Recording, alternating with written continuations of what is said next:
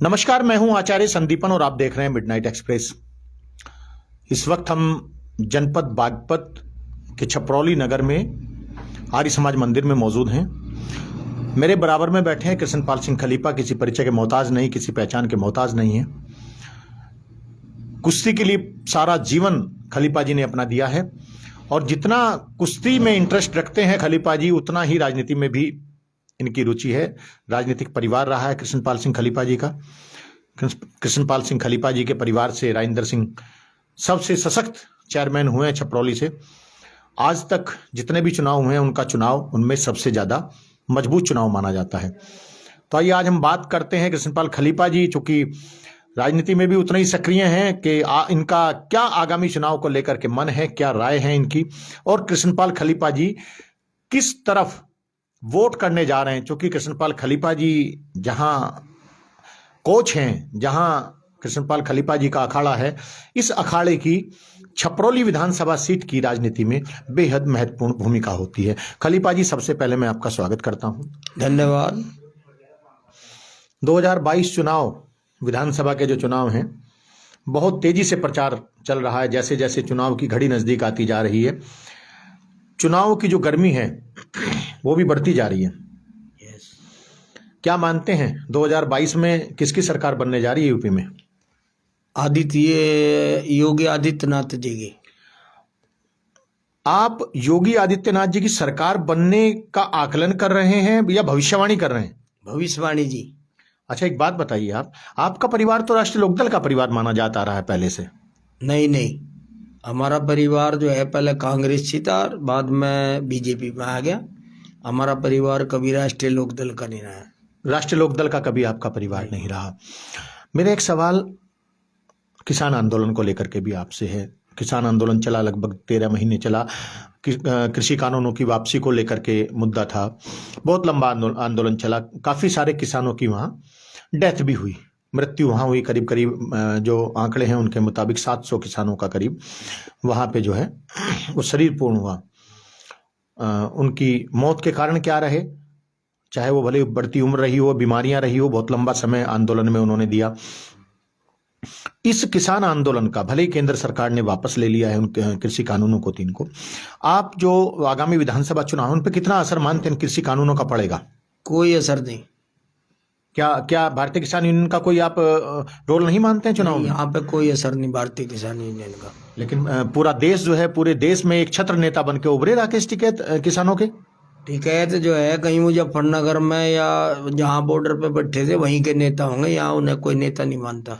किसान हित किसके साथ ज्यादा बेहतर तरीके से जुड़े हैं, भारतीय जनता पार्टी के साथ या फिर राष्ट्रीय लोकदल सपा गठबंधन के साथ? भारतीय जनता पार्टी के साथ। वजह जान सकता हूँ? वजह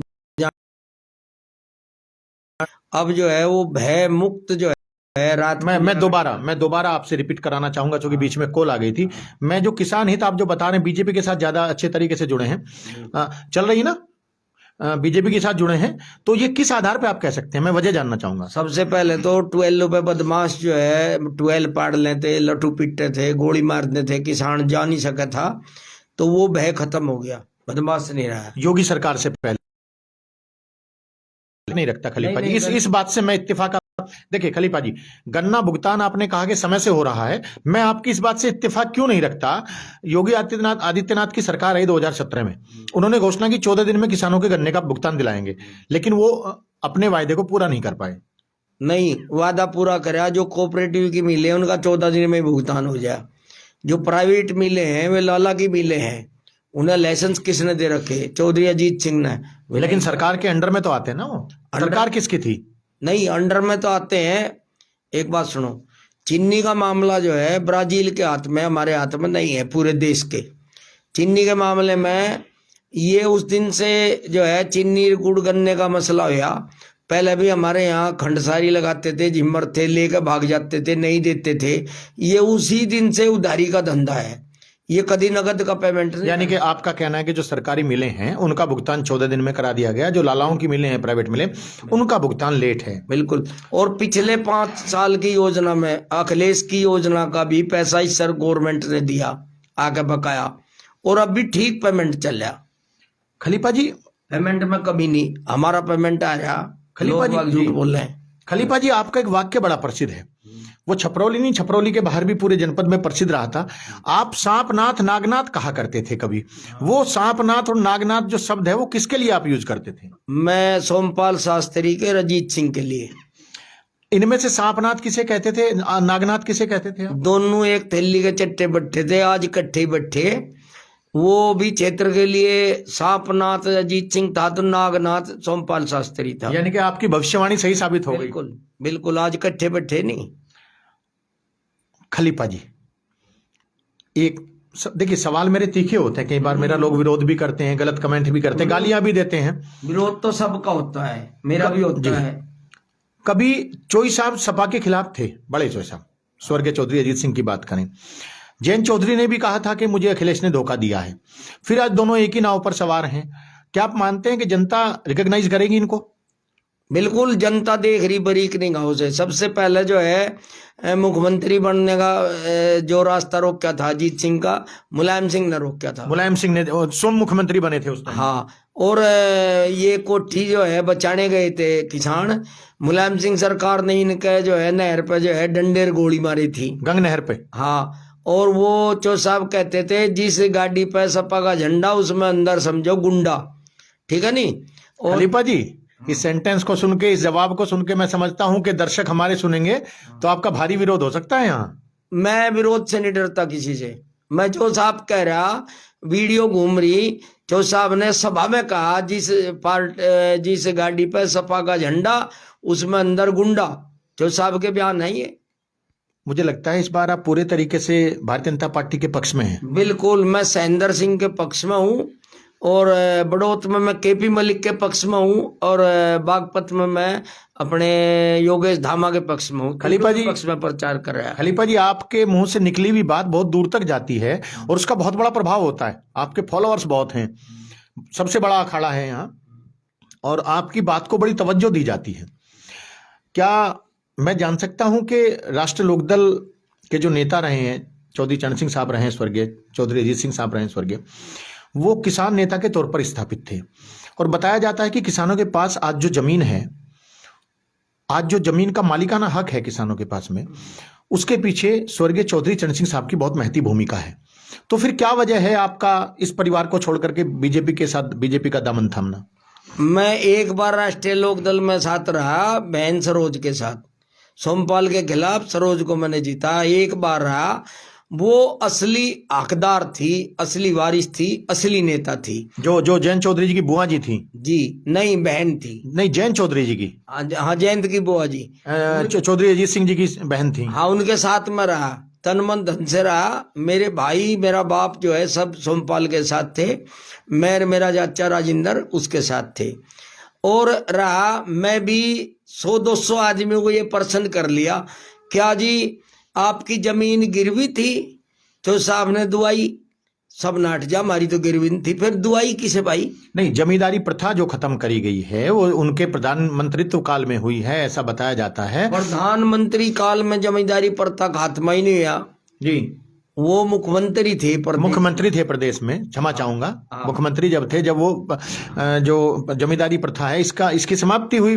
तो जमींदारी प्रथा जब समाप्त हो गई तो जो जमीन के ऊपर जिनके कब्जे थे, कब्जे से मतलब जो मालिक थे, गैर जाट की मैं बात करूं तो गैर किसान की, क्योंकि किसानी करते थे जाट समुदाय सबसे ज्यादा, तो वो जो किसानी वहां कर रहा था उस जमीन पे, वो जमीन उसके अधिकार में आ गई। वो जमीन रहन थी पूंजीपतियों के यहाँ, रहन लेके उसमें रुक्का वुक्का कर लाने, पैसा जो है गरीबत थी, पैसा वो नहीं था, और उन्होंने आके वो खत्म कर दिया। तो ये तो किसानों के ऊपर चौधरी चरण सिंह का बहुत बड़ा उपकार आप मानेंगे, इस बात को तो एक्सेप्ट करेंगे आप? अरे मैं नु कहूं, मैं 50-100 से पूछ लिया, भाई तुम्हारी जमीन रहन थी, सब नाट जा, कोई हानि बरता। तो आप इससे इत्तेफाक नहीं रखते कि चौधरी चरण सिंह ने जब किसानों को जमीनों का मालिक बनवाया? मुझे एक आदमी तो बताओ कि मेरी जमीन रहन थी, मेरी छुटाई।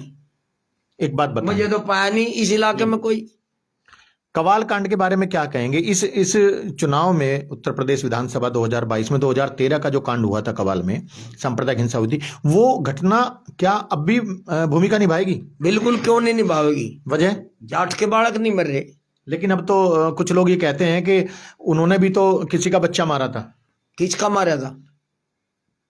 आप बताएं मुझे, क्या ऐसी कोई घटना हुई थी? नहीं, किसका बच्चा मारा था भाई? एक बात देखो, जाट की बेटी को जो है मैं बेइज्जती कर रही है उस गांव में जाते, तो वो विरोध भी दर्ज ना करना है। और उनका इतना जघन्य जो है अपराध किया, और चलो वो मर गए, उन्होंने मार दिया उनका, और फिर उनके परिवार वालों पे मुकदमे वो दिए छुड़वा आजम खां के टेलीफोन से, ठीक है नहीं? और उस समय 3-4 ही नेता थे जो वहां पे गए और जाटों के साथ कंधे से कंधा मिला के खड़े रहे। बीजेपी सरकार ने हजारों बच्चों के जो है मुकदमे वापिस लिए, ये तो रिकॉर्ड में है। लोगों का ये कहना है, विपक्ष के लोगों की मैं बात करूं तो विपक्षियों का कहना है, सरकार के विपक्ष का, कि साहब आजम खान साहब जेल में बंद हैं सीतापुर की, 30 से ज्यादा मुकदमे हैं, कि वो पॉलिटिकल मुकदमे उनके ऊपर लाद करके उनको चुनाव से रोकने के लिए जेल के अंदर बंद किया हुआ है, जाति दुश्मनी निकाल रहे हैं योगी जी। नहीं, गलत है। अब उनके खिलाफ मुकदमे किसने लिखा है, रिपोर्ट किसने लिखाई? उसी की बिरादरी के मुसलमानों ने। किसी हिंदू लगता है बहुत ज्यादा गहन अध्ययन आपने इस मामले का कर रखा है। बिल्कुल, मैं किसी हिंदू ने तो जो है उनके खिलाफ रिपोर्ट नहीं लिखाई। रिपोर्ट थाने में किसने लिखाई? मुसलमान भाइयों ने लिखाई, जिनकी उन्होंने जमीनें हड़पी थी। खलीफा जी, 80-20 का मामला है, अनुपात की बात चल रही है, इसे किस तरीके से देखते हैं? बहुत स्पष्ट पूछ रहा हूं, हिंदू मुस्लिम का जो ध्रुवीकरण है, मुस्लिम समुदाय की जो बढ़ती हुई जनसंख्या है, क्या आप भी मानते हैं इससे देश के अंदर संतुलन बिगड़ेगा? ये 80-20 का जो है अंतर ये है कि 80% लोग वो हैं जो देश का विकास चाहते हैं, प्रदेश का विकास चाहते हैं। उसमें हिंदू मुस्लिम नहीं, उसमें जो है मुसलमान भी हैं, जिनके घर बने, जिन्हें राशन मिल रहा। वो धर्म से बाहर निकल करके उन सबको मिल रहा है, धार्मिक कहीं कोई मामला नहीं, धार्मिक कोई मामला नहीं भाई। जो सबके लिए विकास हो रहा है वो मुसलमान के लिए भी हो रहा है। और मुसलमान को मकान छपरोली में लगा लो, सबसे ज्यादा मुसलमान के मकान बन रहे, और राशन मिल रहा, 2 टाइम मिल रहा। तो इसमें धर्म का आधार होता तो उन्हें हटा देते योगी जी। मैं आता हूं कानून व्यवस्था के ऊपर। खलीफा जी, योगी आदित्यनाथ की पिछले 5 सालों से सरकार उत्तर प्रदेश में है। मैं बीजेपी की बात नहीं करूंगा, मैं कई जगह सवाल पूछता हूं। आप बहुत मौजिज आदमी हैं, आप बहुत मैं कहूंगा एक तरीके से जिम्मेदार आदमी हैं, पायदार आदमी हैं। मैं सब ढूंढ रहा था, पायदार आदमी हैं। बहुत सम्मान आपको प्राप्त है, यहाँ दूर दूर तक आपका नाम इज्जत के साथ लिया जाता है, आपकी बात को वजन दिया जाता है, तवज्जो दी जाती है। योगी आदित्यनाथ की सरकार बीते 5 सालों से उत्तर प्रदेश में है। वर्तमान सरकार की कानून व्यवस्था और इससे पिछली सरकारों की, मैं खाली अखिलेश की बात नहीं कर रहा हूं, अखिलेश यादव की, मैं उससे पहले बहन जी की सरकार की बात भी करूं, तो पिछली सरकारों में और वर्तमान जो 5 वर्ष का कार्यकाल रहा योगी जी की सरकार का, कानून व्यवस्था किसकी बेहतर मानते हैं? योगी जी की। मैं कारण सही जानना चाहूंगा आपसे। हाँ, योगी जी की जो है कानून व्यवस्था, क्योंकि इतनी राजनी, लूट, डकैती, फिरौती, अपहरण कितने थे, अब कितने हैं उत्तर प्रदेश में? एक भी नहीं दिखाई देता कहीं। और जो करता है वो किसी जाति का, वो बिरादरी का, वो तुरंत जो है पुलिस एक्शन लेती है। सीधा सवाल करूं तो बहन बेटियों की सुरक्षा की बात करें तो योगी राज्य में ज्यादा सुरक्षित है कि अखिलेश या बहन जी राज्य में ज्यादा? योगी राज्य में सुरक्षित है, आप दावे के साथ कहते हैं? बिल्कुल, एकदम।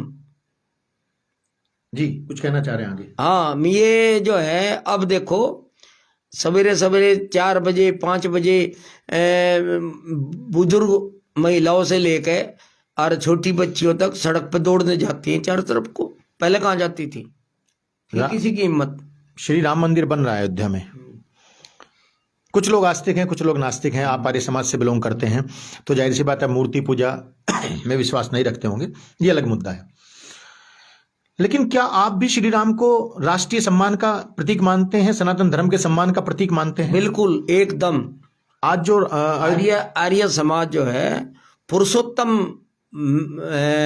राम मानता है, मतलब मानता है श्री राम को, मानता पुरुषोत्तम, पुरुषों में उत्तम राम, पुरुषों में उत्तम था उस समय का। तो ये जो राम मंदिर निर्माण चल रहा है, कुछ चीजें सामने आ रही हैं कि साहब अफवाहें कह लीजिए, चर्चाएं कह लीजिए, मैं इसमें नहीं जाऊंगा क्योंकि ये जांच का विषय हो सकता है, बाद का विषय हो सकता है कि क्या होता है। कुछ लोगों का मानना है, हालांकि सुप्रीम कोर्ट ने आदेश दिया है मंदिर निर्माण का, मंदिर के पक्ष में। कुछ लोगों का मानना यह है कि साहब अगर सपा की सरकार आती है तो अयोध्या में श्री राम मंदिर निर्माण के रास्ते में अड़चनें खड़ी हो सकती हैं। बिल्कुल हो सकती हैं जी, आपका भी मानना है सर? बिल्कुल एकदम।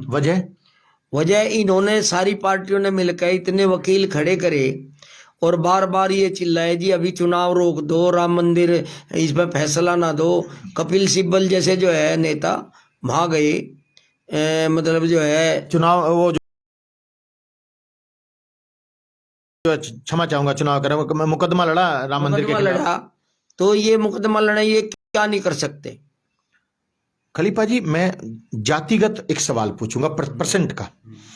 सहेंद्र सिंह वर्तमान विधायक हैं भारतीय जनता पार्टी से, राष्ट्रीय लोकदल के चुनाव चिन्ह पर चुनाव जीते थे, सरकार बनने पर भारतीय जनता पार्टी के साथ आ गए, अकेले विधायक थे उत्तर प्रदेश में राष्ट्रीय लोकदल के। वर्तमान में 2022 के चुनाव में बीजेपी ने उन्हीं को टिकट दिया है। दूसरी तरफ राष्ट्रीय लोकदल ने टिकट दिया है प्रोफेसर अजय तोमर, बहुत ही एजुकेटेड आदमी हैं, पिताजी भी उनके विधायक रहे हैं, प्रोफेसर मैक्सिंग छपरौली से रहे हैं। प्रोफेसर अजय भी विधायक रहे हैं, पूर्व विधायक हैं, वर्तमान में प्रत्याशी हैं। जाटों का अधिकतम प्रतिशत अगर मैं बात करूं तो वो सहेंद्र सिंह की तरफ है या फिर अजय प्रोफेसर साहब की तरफ है? सहेंद्र सिंह की तरफ। क्या कारण मानते हैं इसके पीछे? इनकी भलमान से रात को भी कोई टेलीफोन करे, सबके काम आना, सबके उसमें खड़ा रहना। और वो एक चुनाव जीतने के बाद, वो भी चुनाव जब जीता था जब वो लूट पिटाई होती थी वोटों की, ठीक है नहीं, मतलब कि किसी को वोट नहीं डालने दिया। हाँ, आरोप लगा रहे हैं आप? यस, राष्ट्रीय लोकदल के ऊपर? यस, सोच लीजिए। बिल्कुल एकदम। आपके ऊपर मुकदमा भी कोई कर सकता है? कर दे दो, मैं मुकदमे का जवाब दूंगा जी। लूट पिटाई होती थी, किसी को वोट नहीं डालने दिया जाता, 5-5 लोंडे जाट के बैठ कर सारी वोट डालने थे। जब ये जीतते थे उस दिन से ये बंद हुई, इनका कोई जीतने का चांस नहीं। एक सवाल मेरा और है आपसे। कहा जाता है कि राष्ट्रीय लोकदल ने काफी सारी सीटों पर अपने निजी उम्मीदवार ना खड़े करके समाजवादी की पार्टी के प्रेशर में उम्मीदवार खड़े किए हैं, इसमें कितनी सच्चाई मानते हैं आप? बिल्कुल एकदम, समाजवादी पार्टी के प्रेशर वाले जो है उम्मीदवार खड़े करे। मैं नाम जानना चाहूंगा, कौन कौन सी सीट है? ये सिवाड़ खास है जी, माठ है जी, और ये क्या है, ये है अपनी लोनी वाली है जी, और ये कैराना है। तो ये सारे जो है कैराना में तो क्षमा चाहूंगा बीच में रोक रहा हूं, कैराना में तो सांसद थी वो राष्ट्रीय लोकदल की ही थी। कौन? नाई दसन की जो माता जी थी वही सांसद थी ना? वो सांसद थी, इनके चुनाव चिन्ह पति दोबारा भाग का जो है वह सपा से लड़ी थी। सपा से लड़ी थी लोकसभा में जी, हार गई। तो आप इसका कितना प्रभाव देखते हैं? जाट किस तरीके से, जाट समुदाय की मैं पर्टिकुलर बात कर रहा हूं, क्योंकि जाट जो परंपरागत वोट रहा है राष्ट्रीय लोकदल का, अब वो परंपरागत नहीं रहा, उसमें फाड़ा है जाट में, वो एक मुश्त नहीं है। आप इतनी निडरता से कैसे बोलते हैं? डर नहीं लगता? नहीं, मुझे किससे डर लगा? मैं ये 4 लुंगाड़े जो है ये हाँ उल्लड़ करते फिरे, ये डले फेंकते, इनते थोड़ा ही डरूं मैं। यानी कि जलवा आज भी कायम है खलीफा जी का? मैं चोर से नहीं डरता, चोर हैं, मुझे इनसे क्या डरना। तो ठाण में मैं जीव ये सारे जाट एक जगह थे, मैं जीव नहीं डरा था, मैं सोमपाल के साथ लड़के खड़े रहा। अच्छा खलीफा जी, आप भी बहुत घूमते हैं, बहुत लंबे संपर्क हैं, बातें आपकी होती रहती होंगी, जगह जगह कुश्ती संघ के पदाधिकारी हैं, बड़े वरिष्ठ इंटरनेशनल पहलवान दिए हैं आपने अंतर्राष्ट्रीय। उत्तर प्रदेश में आप कितनी सीटें मानने भारतीय जनता पार्टी की आएगी? 250 से ऊपर आएंगी।